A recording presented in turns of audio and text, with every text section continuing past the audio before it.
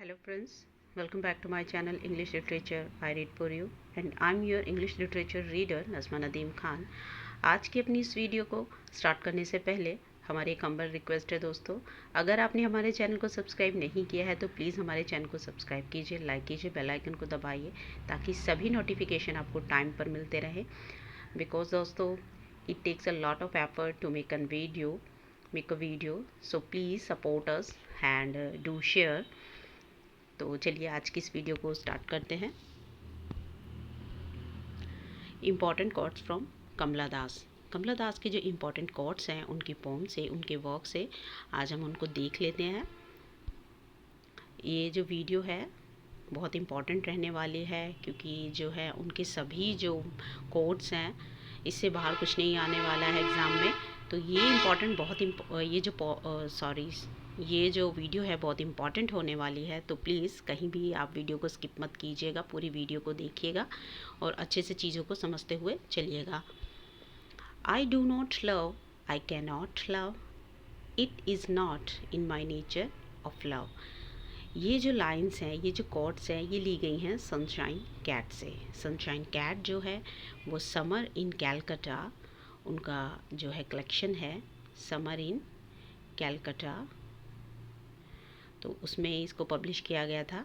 तो summer in Calcutta में total जो हैं 50 पोइम्स हैं, तो उनमें से ही एक पोइम है सनशाइन कैट। उसमें से जो है इसको लिया गया है कि I do not love, I can not love, it is not in my nature of love, कि मैं ना प्यार करती हूँ ना मैं प्यार कर सकती हूँ और मेरा प्यार करने का नेचर भी नहीं है। नेक्स्ट है हमारे पास I am sinner, I am saint, I am the beloved and the betrayed. ये जो लाइंस हैं, ये जो कोट्स हैं, ये ली गई हैं उनकी ऑटोबायोग्राफी। याद रखिएगा, उनकी ऑटोबायोग्राफी का नाम है एन इंट्रोडक्शन, जिसे कि मलयालम में एंते कथा भी कहा जाता है। एंते कथा जिसे 1967 में पब्लिश कराया गया था। और ये डिसेंडेंट्स उनका एक कलेक्शन था, द डिसेंडेंट्स,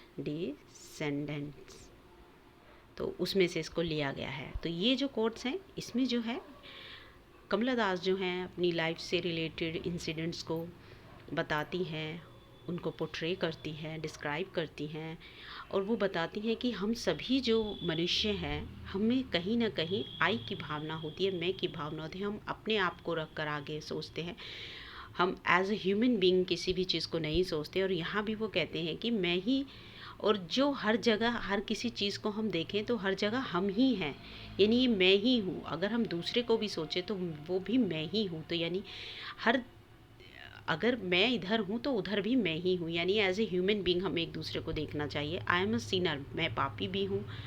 मैं सेंट हूँ, यानी मैं साधु भी हूँ। आई एम द बिलव्ड, मैं प्यार भी, मैं प्रेमिका भी हूँ। और वो धोखा जिसे दिया जाता है वो भी मैं ही हूँ। यानी कि हमें एक दूसरे को समझना चाहिए और हम की भावना के साथ, यानी एज ए ह्यूमन बीइंग एक दूसरे को देखना चाहिए।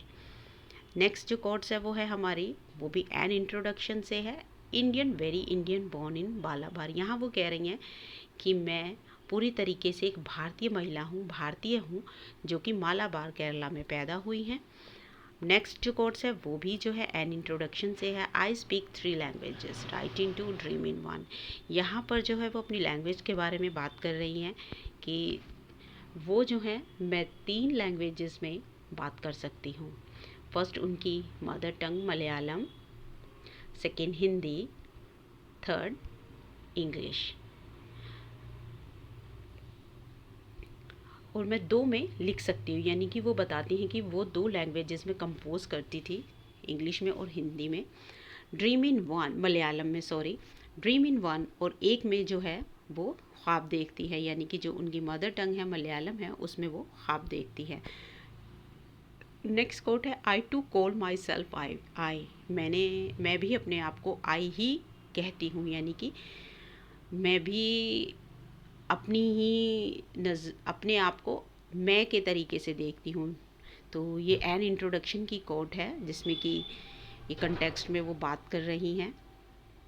नेक्स्ट है there is a house now far away where once I received love, my grand mother's house.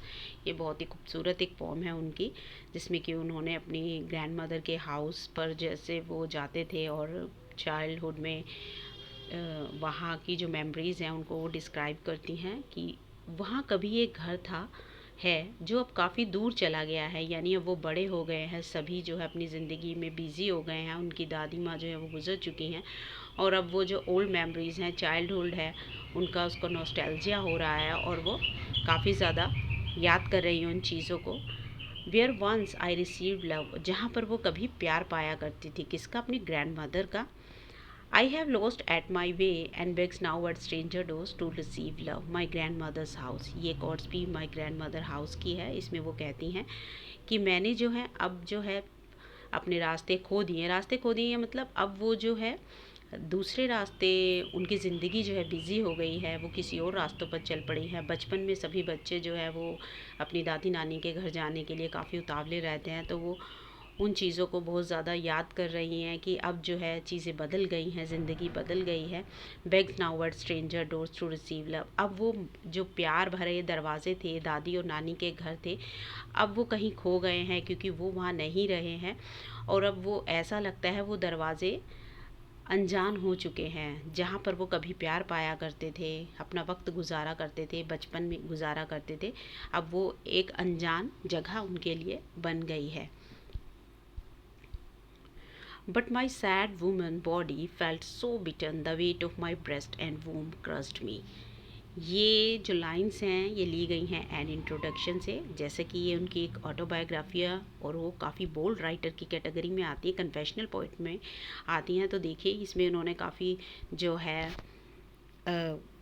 खुलकर वो बात करती हैं अपनी लाइफ के बारे में, शादी के बारे में वो बताती हैं। बट माई सैड बॉडी, जब उनकी शादी हो जाती तो वो कहती हैं but my sad women body felt so beaten. जब उनकी शादी होती है तो उसके बाद की वो बात करती हैं कि जब मेरी शादी हो गई और मुझे जो है जो प्यार मैं चाहती थी वो मुझे नहीं मिला। वो फिज़िकल लव में बिलीव नहीं करती थी, वो स्पिरिचुअल लव की बात कर रही हैं कि वो जो है वो उन्हें नहीं मिला और उनकी जो बॉडी है after having relationship with her husband, वो कहती है मेरी जो बॉडी है वो पूरी तरह ऐसा महसूस कर रही थी वो थक गई है, उसे पीटा गया हो, और जो मेरी ब्रेस्ट थी उनका जो वेट है और मेरी जो वूम थी उसका जो उनके जो बोझ थे उन्होंने मुझे दबा दिया था, मुझे मतलब बहुत बोझ महसूस हो रहा था अपनी वुमेनली बॉडी का। नेक्स्ट है he did not beat me but my sad woman body felt so bitten.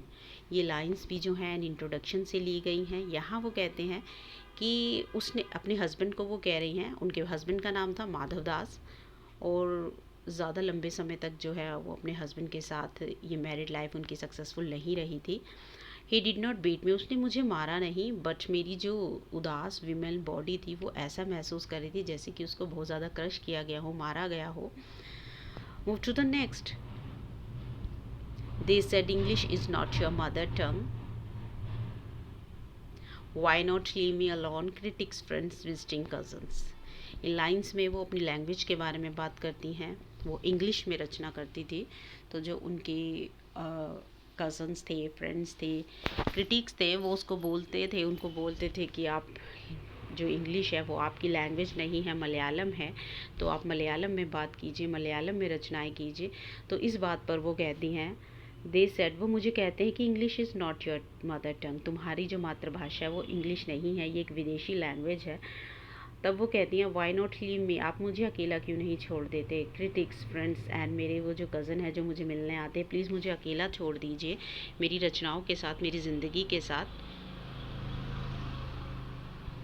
Move to the next. Be Emmy or be Kamla, or better still be Madhavi Kutti. It is time to choose name a role.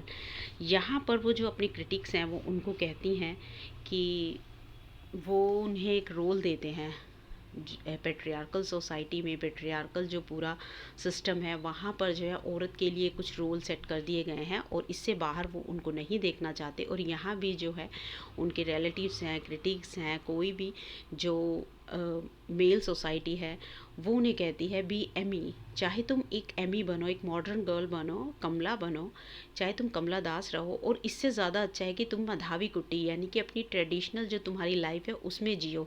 It is time to choose a name a role, ये तुम्हारी ज़िंदगी का एक ऐसा समय है जब तुम्हें एक नाम को चूज़ करना है, एक रोल को, यानी तुम्हें एक औरत बनकर रहना है। क्योंकि जो मधावी कुट्टी थी कमला दास थी वो काफ़ी ज़्यादा एग्रेसिव नेचर की थी और वो लिबर्टी चाहती थी, freedom, emancipation for women in the field of many things like speaking, like living. तो वो ज़िंदगी जीने के हर तरीके में आज़ादी चाहती थी। तो यहाँ पर जो है क्रिटिक्स उन्हें काफ़ी क्रिटिसाइज़ करते हैं, तो यहाँ पर इन चीज़ों को वो बताती हैं। अब यहाँ जो है ये जो लाइन है ये भी एन इंट्रोडक्शन से ही ली गई हैं। The language I speak becomes mine. यहाँ पर फिर वो लैंग्वेज की बात करती हैं। तो वो कहती हैं जो लैंग्वेज की, चाहे वो कोई भी लैंग्वेज हो, चाहे वो मलयालम है, चाहे हिंदी है, चाहे इंग्लिश है, कोई भी लैंग्वेज है, जो भी वो उठाती हैं, जो भी वो बोलती हैं, जिसे भी वो अपनाती हैं, तो वो उसे अपना लेती हैं, वो उसकी अपनी लैंग्वेज बन जाती है। तो वो उसे एक एज अ एलियन लैंग्वेज या डिफरेंट स्टेट की लैंग्वेज की तरह ट्रीट नहीं करती हैं। Move to the next. Dress in saris, be girl, be wife, they said. ये कॉर्ड भी एन इंट्रोडक्शन से ही लिया गया है। अब जो क्रिटिक्स हैं वो उनके रोल को सेट करते हैं, उन्हें बताते हैं कि उन्हें कमला बनना चाहिए, एमी बनना चाहिए, और बेटर है कि वो मधावी कुट्टी के रोल को अच्छे से प्ले करें, और उन्हें कैसे रहना चाहिए ये भी वो ही डिसाइड करेंगे। तो यहाँ वो फिर कहते हैं, जो क्रिटिक्स हैं, जो उनके रिलेटिव्स हैं, कज़न्स हैं, जानने वाले हैं, उन्हें कहते हैं साड़ी पहनिए, बी ए गर्ल, एक लड़की की तरह रहिए, बी वाइफ, और अपनी वाइफ के रोल को प्ले कीजिए, वो उन्हें कहते हैं। तो जो कमला दास थी वो अपने टाइम में काफ़ी ज़्यादा उन्होंने हेयर कट करा लिया, शॉर्ट हेयर किए, शर्ट पहनी, पैंट्स ट्राउज़र्स पहनी, तो इसलिए जो था उन्हें काफ़ी ज़्यादा क्रिटिक्स ने क्रिटिसाइज़ किया। सोसाइटी ने, मेल डोमिनेंट सोसाइटी है, तो चीज़ों को बहुत ज़्यादा हाईलाइट किया गया उनसे related. Move to the next. Getting a man to love you is easy, only be honest about your wants as a woman, but living without him afterwards may have to be faced। यहाँ ये जो पॉम है looking glass से ये जो quotes है ये ली गई है। लुकिंग ग्लास जो है द डिसेंडेंट उनका कलेक्शन था, द डिसेंडेंट्स, जिसे कि 1967 में पब्लिश कराया गया था, तो वहाँ से ये पॉम है। तो द डिसेंडेंट्स में टोटल 23 पॉम्स हैं, याद रखिएगा। Getting a man to love you is easy, किसी भी आदमी को पाना और उसका प्यार पाना एक औरत के लिए कोई बड़ा मुश्किल कार्य नहीं है। वो यहाँ पे इन चीज़ों को बता रही हैं। ओनली बी ऑनेस्ट, और आपको है बस क्या है, अपनी नीड्स के बारे में, अपनी ज़रूरतों के बारे में, आप क्या चाहते हो इनके बारे में ऑनेस्ट रहना, क्लियर रहना है। आपको स्पिरिचुअल लव चाहिए, आपको फिज़िकल लव चाहिए, आपकी नीड्स क्या है, विमेन, एक वीमेन की तरह जीना। जब एक आदमी के साथ आप रहती हैं एक मेल डोमिनेंट सोसाइटी में, तो सब कुछ आसान हो जाता है, क्योंकि आप सबॉर्डिनेट जो कंडीशन है उसको चूज़ कर लेते हैं, और आदमी का प्यार पाना कोई बड़ी मुश्किल बात नहीं है विदाउट हिम। मगर प्रॉब्लम कहाँ क्रिएट होती है, जब आप उसके बिना जीने की कोशिश करते हैं, क्योंकि इस सोसाइटी में एक औरत को अकेले जीने के लिए बहुत ज़्यादा स्ट्रगल करना पड़ता है। आफ्टरवर्ड्स के बाद में हैव टू बी फेस्ड, और आपको बहुत सी चीज़ों को फेस करना पड़ता है। नेक्स्ट कोट्स भी जो है लुकिंग ग्लास से ली गई है दोस्तों। Gift him what makes you women, the scent of long hair, the musk of sweat between the breast, stand nude before the glass with him. ये देखिए काफ़ी बोल्ड जो है लाइन्स हैं, ओपनली उन्होंने डिस्कस किया हुआ है। गिफ्ट हिम, वो कहती हैं कि आप अपने पति को वो दीजिए जो कि आपको औरत बनाता है। Gift him what makes you women, यानी कि अपने आप को पूरी तरह अपने जो हस्बैंड है या फिर अपने लवर हैं, बिलव्ड है, उनको सौंप दीजिए। सेंट ऑफ लॉन्ग हेयर, अब क्या क्या देना है उसको, scent of long hair, long hair अपने लंबे बालों की जो खुशबू है उसको दीजिए। मस्क ऑफ स्वेट, और जो पसीने की जो एक महक है जो आपके कहाँ पर है, ब्रेस्ट, बिटवीन द, आपकी ब्रेस्ट के बीच में है, और बिल्कुल ही नेक्ड है, स्टैंड नेक्ड यानी न्यूड बिफोर द ग्लास, और उसके साथ निर्वस्त्र होकर आप खड़े हो जाइए, यानी कि पूरी तरह उस पर समर्पित हो जाइए। तभी जो है आप उसको विमेनली जो गिफ्ट्स हैं, विमेनली जो बॉडी है उसके गिफ्ट्स को उसको दे सकती हैं। नेक्स्ट है what is to corpse if the maggot snip. ये लाइंस हैं दोस्तों द डिसेंडेंट्स, जो उनका कलेक्शन है द डिसेंडेंट्स, जिसे कि 1967 में पब्लिश कराया गया था। तो द डिसेंडेंट में एक पोएम थी राधा, तो ये सॉरी राधा नहीं, द मैगॉट्स, तो ये पोएम है द मैगट्स। वहाँ से जो है ये कोट्स को एक्सट्रैक्ट किया गया है। What is it to corpse if the maggot slip.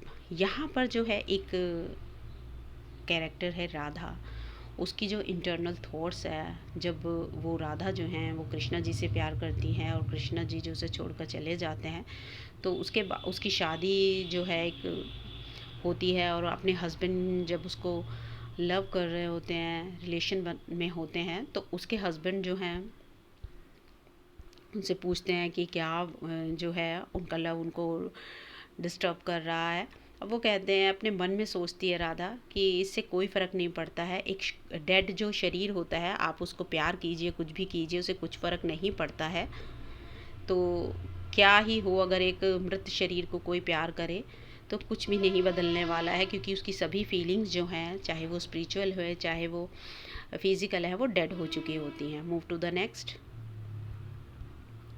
Like other women writers of my class, I am expected to tame my talent to suit the comfort of my family. Wages of love, ये जो line है wages of love से लिए गई हैं।